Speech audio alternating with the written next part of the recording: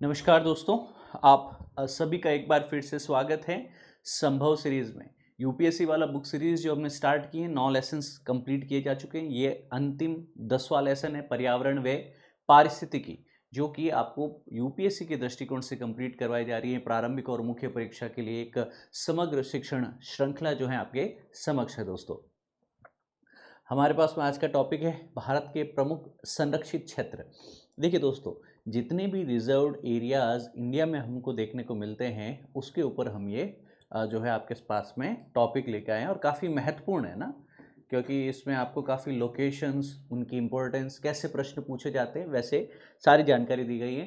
Class का content PDF और current affair others के अपडेट के लिए आप टेलीग्राम चैनल फॉलो कर सकते हैं, जगदीश जहांगीर सर पीडब्ल्यू इस नाम से।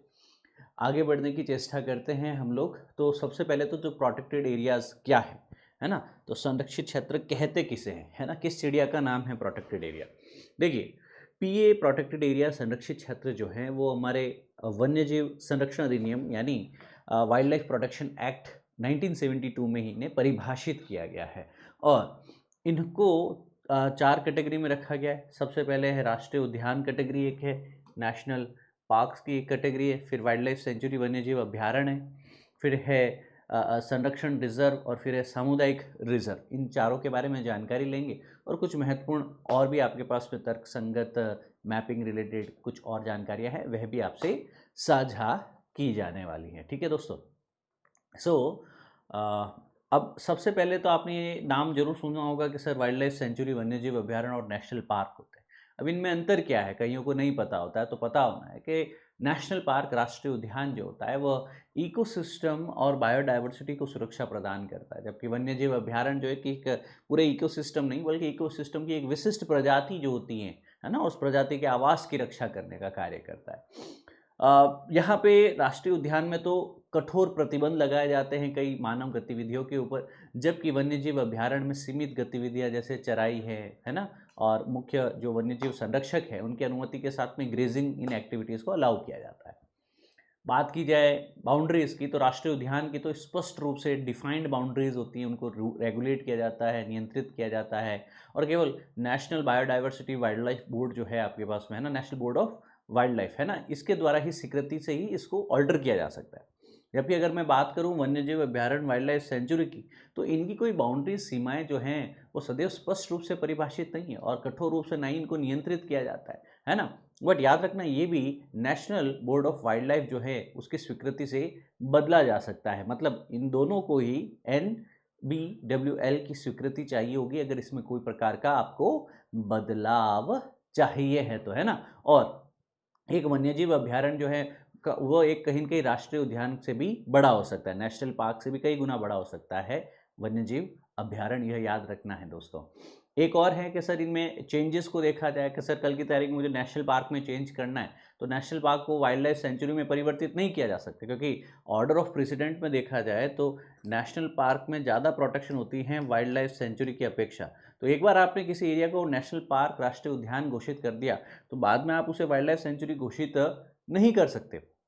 जबकि अगर कोई स्थान वन्यजीव अभ्यारण्य है, तो आगे उसका संरक्षण स्टेटस बढ़ा करके उसे नेशनल पार्क घोषित किया जा सकता है, उसे परिवर्तित किया जा सकता है। अब दोनों में ही जो है राज्य और केंद्र सरकार दोनों के द्वारा जो है ये घोषणा करना आवश्यक होता है, क्योंकि केंद्र सरकार की जो नियमावली वो काम आएगी और राज्य सरकार की अनुशंसा काम आएगी। तो केंद्र और राज्य सरकार दोनों के द्वारा जो है इनकी घोषणा की जाती है, यह याद रखने योग्य विषय है। अब प्रोटेक्टेड एरियाज में wild life sanctuary, national parks के बाद में कंजर्वेशन रिजर्व और कम्युनिटी रिजर्व्स, दो और चीज़ें, इनकी जानकारी अगर हम लोग लें दोस्तों आपके पास में, तो संरक्षण और समुदाय आगार के रूप में इनको जाना जाता है, ठीक है ना। सामुदायिक रिजर्व, कम्युनिटी रिजर्व और संरक्षण रिजर्व, है ना, जिसको हम लोगों ने यहाँ पे कंजर्वेशन रिजर्व भी लिखा है। अब ये भी जो है संरक्षित क्षेत्र की, इनको भी मान्यता दी जाती है दोस्तों आपके पास में। ओवरऑल मेरे समक्ष यहाँ पे यह चार जो है टेबल्स है ना। अब आप लोग सोच रहे होंगे जैसे सर आज बैठ के क्यों पढ़ा रहे, थोड़ा लेग फ्रैक्चर है ना, तो पाँव में फ्रैक्चर होने के कारण खड़े होकर के पढ़ाना पड़ रहा है बेटा, सॉरी बैठ के पढ़ाना पड़ रहा है आज, माफ़ी चाहूँगा उसके लिए। बट हाँ, वापस बहुत ही जल्दी मिलेंगे हम लोग। हालांकि ये एनवायरनमेंट का लास्ट लेसन है, but you don't have to worry about it. सारी चीज़ें इसमें बहुत अच्छे से कवर की गई हैं। And goes without saying notes जो हैं आपको पीडब्ल्यू ओनली आईएएस की जो हमारी पीडब्ल्यू की फिजिक्स वाला की ऐप है वो ऐप पे यूपीएससी कैटेगरी में जाएंगे और फ्री बैच की कैटेगरी में समाधान बैच में जाएंगे। समाधान में एनवायरनमेंट सेगमेंट में देखेंगे तो आपको यहाँ पे ये सारे नोट्स पीडीएफ सब कुछ मिलेगा दोस्तों। और कंजर्वेशन रिजर्व और कम्युनिटी रिजर्व दो चीज़ें समझो। देखो कंजर्वेशन रिजर्व जो है वो भी प्रोटेक्टेड एरिया संरक्षित क्षेत्र ही तो है ना, जो एक बफर क्षेत्र के जैसे होता है ना, जैसे माइग्रेशन कॉरिडोर। जैसे अगर मैं कहूँ एक वाइल्ड लाइफ सेंचुरी से या फिर किसी एक रिजर्व एरिया से दूसरे रिजर्व एरिया के बीच का अगर देखना है आपके पास में, जैसे हाथी ट्रैवल कर रहा है एक एरिया से दूसरे एरिया में, या कोई भी जीव कोई भी प्रजाति जो है जैसे एक वाइल्ड लाइफ सेंचुरी से दूसरे वाइल्ड लाइफ सेंचुरी में जाना जाती है, तो उसके बीच का जो एरिया होगा उसको हम लोग एक रिजर्व के रूप में, एक बफर के रूप में घोषित कर सकते हैं। कंजर्वेशन रिजर्व जो है वो वाइल्ड लाइफ सेंचुरी या किसी भी प्रोटेक्टेड फॉरेस्ट इंडिया का जो है आपके पास में नेशनल पार्क जो है उसके बीच में स्टैब्लिश किया जा सकता है, ठीक है ना। अब गुरुजी कम्युनिटी रिजर्व क्या हुआ? सर कम्युनिटी का मतलब हो गया समुदाय, मतलब लोग। कम्युनिटी रिजर्व डिक्लेयर किया जाता है राज्य सरकार के द्वारा, है ना। ये किसी भी सामुदायिक ज़मीन, जैसे गांव की ज़मीन हो गई, है ना, जैसे गौचर की ज़मीन हो गई, जैसे उपवन हो गए, जैसे सेक्रेड ग्रूव्स हो गए, है ना, इन पे, या फिर कोई प्राइवेट लैंड, जैसे मेरी ज़मीन है 500 बीघा, उसके ऊपर भी सरकार इसको जो है क्या कर सकती हैं, प्राइवेट या कम्युनिटी लैंड जो है उसके ऊपर भी कम्युनिटी रिजर्व घोषित कर सकती हैं। अब कम्युनिटी रिजर्व में क्या होगा, they should not be with in the national park, wildlife century और कम्युनिटी, मतलब इन तीनों के अलावा कोई और ज़मीन है तो यहाँ पे हम लोग इंडिविजुअल या कम्युनिटी के द्वारा, या तो व्यक्ति विशेष, जैसे सपोज मेरी है ज़मीन, है ना, 500 बीघा ज़मीन है, अगर यहाँ पे कम्युनिटी रिजर्व बनाता हूँ तो मेरी जिम्मेदारी है कि सर उस एरिया का मैं प्रोटेक्शन दूँ, उस एरिया में संरक्षण दूँ, ठीक है ना। कम्युनिटी का हो सकता है, जैसे सपोज मैंने 10-15 गाँव के बीच में ओरण है ना, जैसे सपोज मैं कह दूँ 2-4 स्क्वायर किलोमीटर का एरिया है ना, अब मैं उसको कम्युनिटी रिजर्व घोषित कर सकता हूँ। तो वॉलेंटियर किया जा सकता है कम्युनिटी के द्वारा, वॉलेंटियर किया जा सकता है इंडिविजुअल के द्वारा, प्राइवेट या कम्युनिटी कोई भी लैंड हो सकता है आपके पास में, है ना, बट होना national park, wildlife century और कंजर्वेशन रिजर्व के बाहर का चाहिए, ठीक है ना। होगा क्या कि किसी भी वाइल्ड लाइफ और उसके हैबिटेट को, प्रजाति को और उसके आवास को संरक्षित करके रखो आपके पास में। ऐसे कई सारे नाम आपको कम्युनिटी रिजर्व नाम से देखने को मिलते हैं, कंजर्वेशन रिजर्व देखने को मिलते हैं, वन्यजीव अभ्यारण्य, राष्ट्रीय उद्यान देखने को मिलते हैं। तो हमारा वाइल्ड लाइफ प्रोटेक्शन एक्ट 4 तरह के प्रोटेक्टेड एरियाज की बात कर रहा है और चारों ही आपके सामने यहाँ पे टेबल में लिखे हुए हैं और समझा भी दिए गए हैं दोस्तों। अब आपको बात आते हैं सबसे पहले हमारे राष्ट्रीय प्रमुख उद्यान के ऊपर, है ना। नेशनल कितने जो हैं आपके पास में नेशनल पार्क्स हैं, राष्ट्रीय उद्यान हैं। कहा जाता है कि जनवरी 2025 इस साल की शुरुआत तक लगभग 106 हैं। अब ये बढ़ भी सकते हैं भविष्य के अंतर्गत दोस्तों, जैसे जैसे आपके परीक्षा का टाइम आएगा, जैसे मई या फिर आप मेंस लिखेंगे आपके पास में सितंबर अक्टूबर के आसपास में, तब तक हो सकता है वापस जो है यह समय कहीं ना कहीं बढ़ सकता है। बट एक चीज़ और जो आपको यहाँ पे याद रखनी चाहिए कि लगभग भारत का 1.5% एरिया भी नहीं है जो नेशनल पार्क्स के अंतर्गत आता है। तो हमारा नेशनल वाइल्ड लाइफ डेटाबेस जो है ना वो क्या कहता है कि लगभग 44,400 स्क्वायर किलोमीटर एरिया में जो है राष्ट्रीय उद्यान फैले हुए हैं।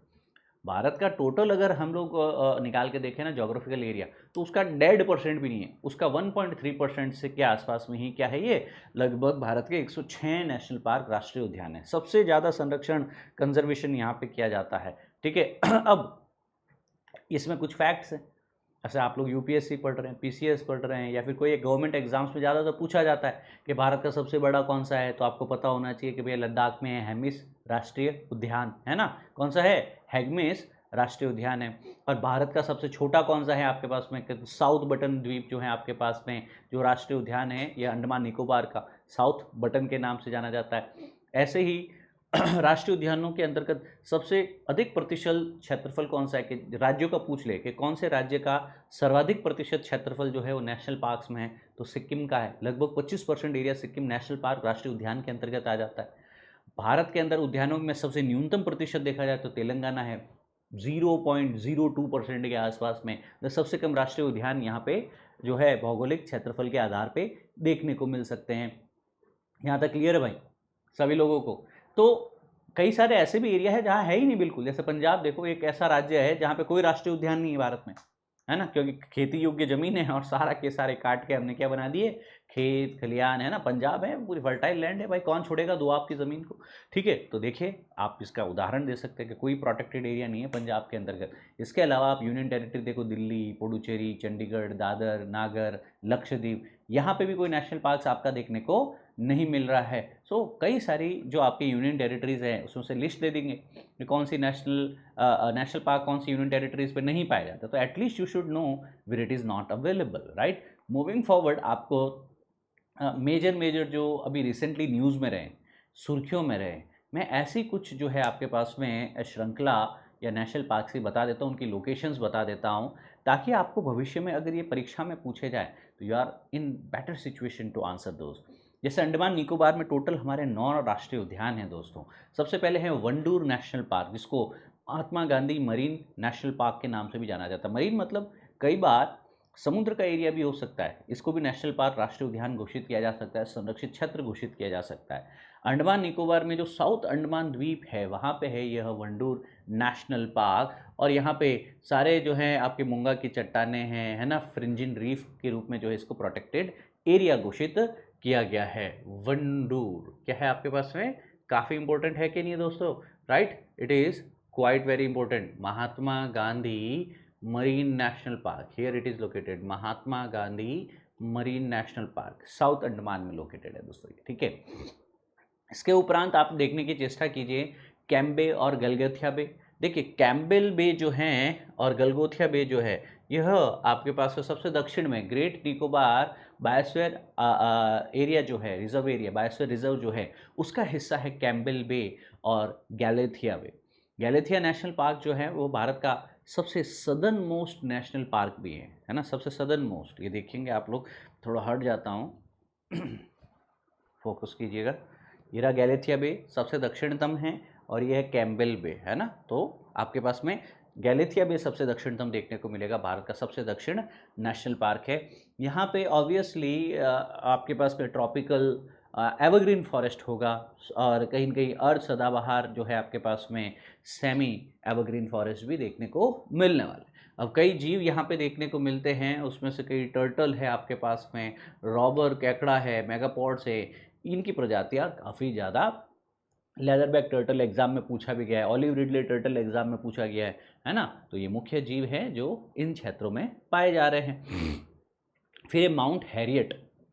माउंट हैरियट देखो आपको पता होना चाहिए दोस्तों कि यह साउथ अंडमान में पोर्ट ब्लेयर के पास में स्थित है, अंडमान निकोबार के ऊपर ही है ये भी।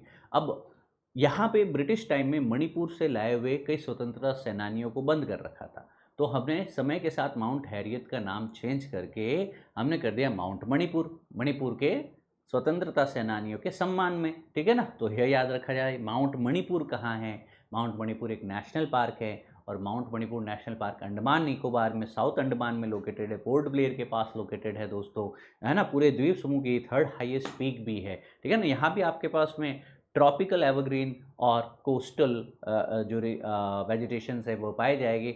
यह इंडिया के अंदर जो है बटरफ्लाई हॉटस्पॉट के रूप में जाना जाता है। माउंट मणिपुर किसके लिए जाना जाता है, बटरफ्लाइज। तो यहाँ पे सबसे ज़्यादा संख्या में क्या देखने को मिलेगी दोस्तों, हमें बटरफ्लाइज देखने को मिलेगी। अलग अलग जैव विविधता, अलग अलग प्रजातियाँ यहाँ पे जो हैं इस जीव की देखने को मिलने वाली है दोस्तों। आगे हैं रानी झांसी मरीन नेशनल पार्क। यह रीची द्वीप समूह और साउथ अंडमान में है, ये बटन द्वीप समूह के आसपास है। यहाँ भी मैंग्रोव और सदाबहार वन देखने को मिल जाएगा। ये देखिए, ये रहा आपके पास में इस वाले एरिया में झांसी, रानी झांसी मरीन नेशनल पार्क, समुद्री नेशनल पार्क, ठीक है। अब यहाँ पे समुद्री एरिया के आसपास का जो मैंग्रोव वनस्पति है वो काफ़ी महत्व का है ना। तो यहाँ पे कई जो स्पॉटेड डियर, चित्तदार हिरण होता है, वाटर की जो छिपकली होती है, मॉनिटर लिजर्ड्स जो हैं आपके पास में, है ना, फ्रूट ईटिंग बैट्स जो हैं, फल खाने वाले चमगादड़, ये आदि पाए जाते हैं। अब यहाँ पे ड्यूगोंग देखने को मिलेगा, समुद्री गाय होती है भाई, क्या है, समुद्री गाय, ड्यूगोंग, घास खाती है समुद्र के अंदर, तो इसलिए एक समुद्री गाय कह देते हैं इसको, ठीक है ना। फिर डॉल्फिन होती हैं, समुद्री कछुए हैं, ब्लू वेल्स हैं, कोरल रीफ, मूंगा की चट्टानें इत्यादि इस रानी झांसी समुद्री राष्ट्रीय उद्यान में देखने को मिलेगा।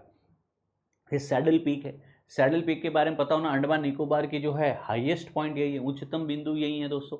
अंडमान निकोबार में कई सारी प्रजातियों में आपके पास में एक शाही कबूतर पाया जाता है ना, और आपके पास में खारे पानी का मगरमच्छ भी जो है सैडल पीक के आसपास में देखने को मिलता है। अन्य में जो है नॉर्थ बटन द्वीप राष्ट्रीय उद्यान है, मिडिल बटन द्वीप राष्ट्रीय उद्यान है, साउथ बटन द्वीप राष्ट्रीय उद्यान है। तो ओवरऑल आपके पास में कई सारे जो है संरक्षित क्षेत्र जो हैं आपके इस अंडमान निकोबार पे देखने को मिलेंगे। इसके आगे देखेंगे हम लोग, अरुणाचल में भी दो ऐसे ही महत्व के राष्ट्रीय उद्यान हैं। मॉलिंग नेशनल पार्क है आपके पास में, और नामदफा नेशनल पार्क। मॉलिंग जो है वो एक पीक, एक चोटी का नाम है ना, तो उस चोटी के नाम पे राष्ट्रीय उद्यान का नाम रख दिया गया। अब यहाँ पे मॉलिंग नेशनल पार्क जो है वो दिबांग वाइल्ड लाइफ सेंचुरी जो है, दिबांग दिहांग बायोस्फीयर रिजर्व एरिया जो है उसके भीतर स्थित है आपका। और यहाँ पे भी ट्रॉपिकल वेजिटेशन देखने को मिलेगा, और जैसे जैसे ऊंचाई में ऊपर जाएंगे वैसे टेम्परेट वेजिटेशन देखने को मिलेगा। मतलब एल्टीट्यूड, ऊंचाई के साथ साथ में अलग प्रकार की वेजिटेशन, अलग क्लाइमेट परिस्थितियों के कारण हमें देखने को मिलने वाली है। अब इसके बाद में, मॉलिंग के बाद में नामदफा टाइगर रिजर्व भी है, और Namdapha wild life national park भी है। यूपीएससी ने इस पे प्रश्न भी पूछा था, ठीक है ना। स्पेसिफिकली देखा जाए तो मिसमी हिल्स जो हैं, यहाँ पे दफाबूम दर्रा पास है और पटकोई पास है ना, और वहाँ पे नोआदिहिंग नदी बहती है। इसका उद्गम कौन पास से होता है? पूर्वी हिमालय के बायोडाइवर्सिटी हॉटस्पॉट का सबसे बड़ा संरक्षित क्षेत्र है। तो हम लोग कहते हैं ना कि इंडिया में कई बायोडाइवर्सिटी हॉटस्पॉट्स हैं, ईस्टर्न हिमालयाज़ में भी है, तो पूर्वी हिमालयाज़ में बायोडाइवर्सिटी हॉटस्पॉट जो हैं उसमें सबसे बड़ा जो रिजर्व एरिया है वो है नामदफा टाइगर रिजर्व भी है। याद रखना कि यहाँ पे भी आपके पास में मैदानी क्षेत्र के अंदर या नीचाई वाले एरिया में तो जो है आपका सदाबहार एवरग्रीन फॉरेस्ट है, बट जैसे जैसे ऊंचाई पे जा रहे हैं ना, पहाड़ी क्षेत्र थोड़ा ऊंचाई पे जाएंगे तो शीतोष्ण ब्रॉड लीव वेजिटेशन देखने को मिलने वाला है। अब इसमें एक चीज़ ये है कि दुनिया का एकमात्र उद्यान है जिसमें बड़ी बिल्लियों की चारों प्रजातियाँ पाई जाती हैं। मतलब जो लार्ज कैट्स हैं, जाइंट कैट्स हैं, उसमें बाघ, तेंदुआ, हिम तेंदुआ और क्लाउडेड तेंदुआ, ये चारों पाए जाते हैं दोस्तों आपके पास में। Tiger, leopard, snow leopard and clouded leopard, ये चारों एक जगह पे नहीं पाए जाते, सिर्फ और सिर्फ एक ही है। दुनिया में कहीं ऐसा चमत्कार नहीं है, सिर्फ ये बायोडाइवर्सिटी हॉटस्पॉट्स नामदफा में है, अरुणाचल प्रदेश में देखने को मिलेगा। ये देखो लोकेशन भी यहाँ पे देखने को मिलेगी तुमको, नामदफा ये वाला क्षेत्र, ठीक है भाई। तो ये काफ़ी इंपॉर्टेंट है, बायोडाइवर्सिटी हॉटस्पॉट के अंदर है ये, टाइगर रिजर्व भी है और राष्ट्रीय उद्यान भी हैं दोस्तों आपके पास में। अब यहाँ पे जो है संकटग्रस्त नामदफा उड़न गिलहरी है, तो फ्लाइंग स्क्वेरल जो है नामदफा के नाम से जानती है, वो भी है यहाँ पे इस उद्यान के लिए। वो स्थानिक है, इंडिजीनियस है, मतलब इसके अलावा और कहीं नहीं पाई जाती। कई प्राइमेट्स भी है, जैसे आपके स्टम्प टेल्ड मकॉ, लास्ट क्लास में पढ़ाया था मैंने, और वेस्टर्न हुलुक गिबन्स यहाँ पे पाया जाता है। भारत में पाई जाने वाली एकमात्र वानर प्रजाति कहाँ पे पाई जाती है? हुलुक गिबन के नाम से जानी जाने वाली इसी नामदफा में पाई जाती है, ठीक है ना। कैप्ड लंगूर पिछली क्लास में देखो, अगर पढ़ाया तो पढ़ाया मैंने प्रॉपर, है ना। अस्मिया मकॉक है, रिसस मकॉक है, मकॉक की कई प्रजाति यहाँ देखने को मिलेगी, जबकि हुलुक गिबॉन की, वेस्टर्न हुलुक गिबॉन की भारत में एकमात्र वानर प्रजाति इसी नामदफा में पाई जाएगी दोस्तों। ये याद रखने योग्य विषय है। आगे जानकारी देना चाहता हूं दोस्तों पीडब्ल्यू ऑनली आईएएस टीम के बिहाफ पे आपको, कि एक ब्रिज कोर्स यूपीएससी प्रारंभ 2028 के अभ्यर्थियों के लिए आ रहा है। ये 2+1 ईयर प्रोग्राम होगा, सारे कॉलेज गोइंग स्टूडेंट्स इसको ज्वाइन कर सकते हैं। यहाँ पे आपको यूपीएससी का सिलेबस, प्रीलिम्स, मेंस और इंटरव्यू के पर्सपेक्टिव से कवर तो किया जाएगा, साथ में आपकी स्किल का भी कवरेज होगा, यानी आपको अभ्यर्थी जीवन और व्यावसायिक जीवन दोनों के अंतर्गत जो सॉफ्ट और हार्ड स्किल्स चाहिए होती हैं उन सभी को आपको कोर्स के साथ सिखाया जाएगा। पर अगर आप 2026-27 के लिए टारगेट प्रिपरेशन कर रहे हैं तो हिंदी, इंग्लिश या इंग्लिश बैच संकल्प, प्रहार, पिनेकल, टाइटन ये ज्वाइन कर सकते हैं। अब आप ये सारे निर्णय लेने से पहले काउंसलिंग जरूर लीजिए। हमने काउंसलिंग का नंबर भी आपको दे रखा है ताकि आपको यहाँ पे बेस्ट डिस्काउंट अवेलेबल हो सके। नंबर 1 चीज़, नंबर 2 प्रॉपर आप माइंडफुल डिसीजन लें। डेमो क्लासेस अवेलेबल है, टाइमिंग्स अवेलेबल है, कौन से टीचर्स हैं, कौन से बुक्स हैं, क्या सिलेक्शन रेशियो रहा है, सारी चीज़ें आपको यहाँ पे देखने को मिलने वाली। तो यूपीएससी के स्टूडेंट्स हो दोस्तों, जब संविधान की कहीं न कहीं जो है एक तरीके से मैं कहूँ सिपाही बनने वाले हो, तो आपको भी कहीं न कहीं सही सवाल पूछने आने चाहिए। तो take the counselling session, our counsellor will help you best. यही नहीं, आपकी प्रिपरेशन को और बेहतर करने के लिए हम all India open prelims mock test भी लेके आ रहे हैं। देखिए दोस्तों, यूपीएससी का प्रीलिम्स एग्जामिनेशन 1 माह के करीब शेष रहा है। अभी हम लोग 20 अप्रैल को इस वीकेंड पे ऑनलाइन माध्यम से हिंदी और इंग्लिश दोनों में यूपीएससी की तर्ज पे ही जीएस और सीसेट दोनों के ही ऑल इंडिया मॉक टेस्ट लेके आ रहे हैं, हिंदी इंग्लिश दोनों में। अब याद ये रखना है कि यूपीएससी का टाइम है सुबह 9:30 का, 11:30 बजे तक जो है 2 घंटे का जीएस पेपर है, तो उसी वक्त आपका भी जीएस पेपर का मॉक टेस्ट होगा। तदुपरांत आफ्टरनून सेशन में है आपके पास में सी सेट, तो 2:30 से 4:30 बजे तक जो आपके पास में यूपीएससी का रियल टाइम है। अब हमने ये टाइम क्यों चूज़ किया, ताकि यूपीएससी टाइम के अनुरूप जो है बच्चे भी अपनी तैयारी, अपनी बायोलॉजिकल क्लॉक, अपनी सर्कैडियन रिदम्स को मेंटेन कर सकें। You have to simulate the timing and the situation, right. तो आपकी तैयारी को भांपिए, पता कीजिए कि अखिल भारतीय अगर आप हिंदी माध्यम से दे रहे हैं, अंग्रेजी माध्यम से दे रहे हो, तो आपके क्या रहेंगे, क्या गलतियां हैं, और कुएं से बाहर निकलिए, इस महासागर के अंदर जो हैं अपने ज्ञान का मंथन करके देखिए कि कितना पानी में है और कितना जो है सफलता के करीब है। आगे बढ़ते हैं, टॉपिक की तरफ वापस चल पड़ते हैं। हम लोग बात करते हैं असम की। देखिए दोस्तों, असम में भी टोटल 7 जो है राष्ट्रीय उद्यान देखने को मिलते हैं। नामेरी है आपके पास है सबसे पहला। नामेरी जो है यह एक टाइगर रिजर्व भी है और नेशनल पार्क भी है। ईस्टर्न हिमालय के जो फुट हिल्स हैं उस क्षेत्र में कामेंग नदी है आपके पास में, है ना। वो कामेंग नदी जो है इसकी दक्षिणी सीमा बनाती है, मतलब कामेंग नदी के ऊपर की तरफ यह नामेरी नेशनल पार्क देखने को मिलेगा। ये वाला क्षेत्र है नामेरी नेशनल पार्क। अब यहाँ पे भी नामेरी नेशनल पार्क जो है और सोनई वाइल्ड लाइफ सेंचुरी जो है, यह दोनों ही एरिया जो है आपके इस एरिया में पास में। यहाँ पे pygmy hog, royal Bengal tiger, Indian bison, Asian elephant, clouded leopard, है ना, और जंगली कुत्ता, काला भालू, सांभर, हॉग हिरन इत्यादि ये पाए जाते हैं। ये काफ़ी महत्व के हैं दोस्तों। इनकी लोकेशंस जो हैं, आपको असम के अंदर जो लोकेशंस है ना, यूपीएससी ने कई बार पश्चिम से पूर्व, पूर्व से पश्चिम भी पूछी हुई है ना। सर वेस्ट से ईस्ट की तरफ लगाओ, तो सर पहले याद रखना है कि सर यहाँ पे है रायमोना, है ना। तो RMO, फिर है NK, और फिर है DS डिब्रू साइकोवा, और फिर है दिहिंग पटकाई, ठीक है ना। तो यह जानकारी जो है आप कैसे नेमोनिक्स में याद रखते हो, है ना। और आप सभी क्रिएटिव हो, हिंदी वाले हम लोग इंग्लिश वालों बच्चों से काफ़ी क्रिएटिव होते हैं। हाँ या ना, तुम अपने आप निकाल दोगे एक अच्छी सी नेमोनिक्स, और उस नेमोनिक्स को जो है जोड़ तोड़ करके मस्त तरीके से जो है बना करके मुझे भी कमेंट में लिख के बता देना कि सर हम लोग इसको पश्चिम से पूर्व और पूर्व से पश्चिम कैसे नाम याद रख रहे हैं, ठीक है। अब रायमोना के बारे में पता होना चाहिए। वेस्ट बंगाल में बक्सा टाइगर रिजर्व और भूटान के फिफ्सू वाइल्ड लाइफ सेंचुरी और जिग्मे वांगचुक राष्ट्रीय नेशनल पार्क का जो के साथ हिमालय के तलहटी के साथ में ये लोकेटेड है। ये रहा रायमोना, ठीक है ना। यहाँ पे संकोस नदी है ना, सरलभंगा नदी है। भारत में उत्तर भूटान सीमा और दक्षिण में रिपू भी संरक्षित एरिया है। यहाँ पे गोल्डन लंगूर एंडेंजर्ड पाया जाता है, ये यहाँ का स्थानिक है। और बोडोलैंड क्षेत्र में सुम्बकर के रूप में भी यह नामित है। सफ़ेद पेट वाले जो है बगुला, ओरिएंटल डार्टर और लेजर एंड्रेड, बंगाल फ्लोरिकन्स और पहाड़ी मैना यहाँ को मिलेगी। औरांग के बारे में पता होना चाहिए, ब्रह्मपुत्र के आसपास में है दोस्तों ये, है ना। ये जलोढ़ बाढ़ के मैदानों से बना हुआ उद्यान है ना। तो जैव विविधता काफ़ी अच्छी होगी। तो इंडो बर्मीज जो बायोडाइवर्सिटी हॉटस्पॉट्स है उसमें से एक ये भी है औरांग नेशनल पार्क। यहाँ पे भी जो है पर्णपाती मॉइस्ट जो है आपके पास में डेसिडुअस फॉरेस्ट देखने को मिलेंगे। कई बार जो है आपके पास में सवाना ग्रासलैंड्स भी यहाँ पे देखने को मिल जाएंगे।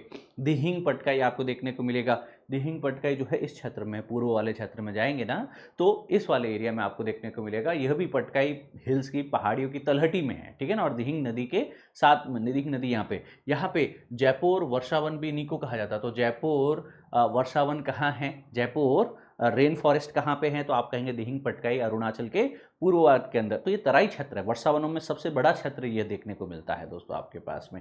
भौंकने वाला जो डियर है, बार्किंग डियर यहाँ पे देखने को मिलता है। ये काफ़ी इंपॉर्टेंट क्वेश्चन यूपीएससी ने पहले पूछ भी रखा है, ठीक है ना। सफ़ेद पंखों वाली लकड़ी की बतख जो है, इसकी सबसे अधिक सांद्रता यहीं देखने को मिलती है। फिर डिब्रू साइखोवा जो है, बायोस्फीयर रिजर्व भी, जैवमंडल रिजर्व भी है, जैवमंडल आरक्षित क्षेत्र भी है आपके पास में, बायोस्फीयर रिजर्व। अब ये ब्रह्मपुत्र और लोहित नदियों के बीच में देखने को मिलेगा डिब्रू साइखोवा, ये वाला, है ना, तिनसुकिया जिले के अंतर्गत। अब यहाँ पे जंगली घोड़ों के लिए ये काफ़ी प्रसिद्ध है।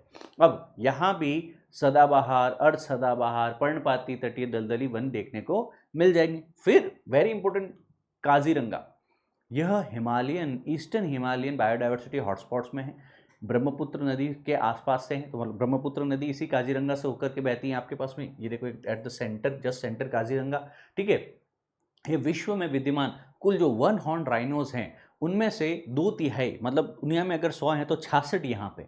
तो सबसे ज़्यादा यहाँ पे संख्या देखने को मिलती है। ये विश्व धरोहर स्थल भी हैं, एलिफेंट रिजर्व भी हैं, बर्ड लाइफ इंटरनेशनल के द्वारा सबसे important area important bird areas IBS जो हैं उसके रूप में भी इसको मान्यता दी गई है। तो काजीरंगा पे 5 स्टार लगा देना और अखबार में कभी भी पढ़ो, करंट अफेयर में पढ़ो तो उसको अच्छे से वापस रिवाइज करना रहेगा। मानस के बारे में आपको पता होना चाहिए। ये आपका मानस, देखो ये भी जो है यूनेस्को की आपके पास में नेचुरल वाइल्ड लाइफ हेरिटेज के रूप में जाना जाता है। हिमालय की तलहटी के अंतर्गत है। इसको भूटान के अंदर रॉयल मानस नेशनल पार्क के रूप में जो सटा हुआ है, मानस नदी के बीच से जो है ये उसके बीच से होकर गुजरती है। तो मानस नदी है, उसके ऊपर भूटान वाले क्षेत्र में भी यहाँ पे नेशनल पार्क है और भारत वाले क्षेत्र में भी नेशनल पार्क है।